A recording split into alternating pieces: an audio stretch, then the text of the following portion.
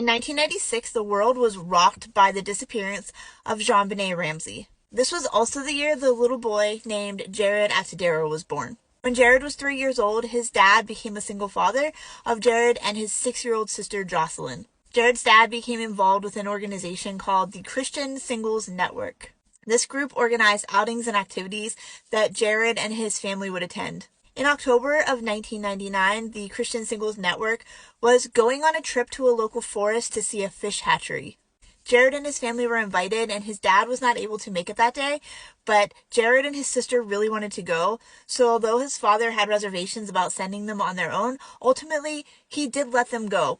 It's unclear when the plan changed, but unbeknownst to Jaryd and Jocelyn's father, the organization decided to go on a hike on the Big South Trail.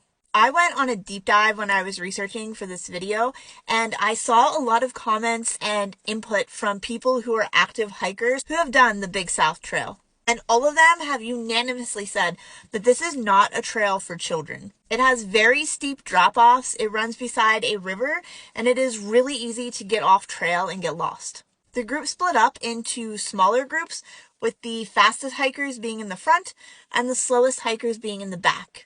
Jaryd ended up with this last group of slow hikers. At one point, Jaryd got ahead of his group, and he went off trail into the woods. We know this because he did have a conversation with 2 fishermen who were in the woods, but the fishermen said they could see all of the people on the trail and assumed that Jaryd was with them, so they didn't really think anything about it. They just assumed that when he turned around to leave, he went back to his group. Unfortunately, that was not the case, and a short time after, Jocelyn recalls hearing a very loud scream.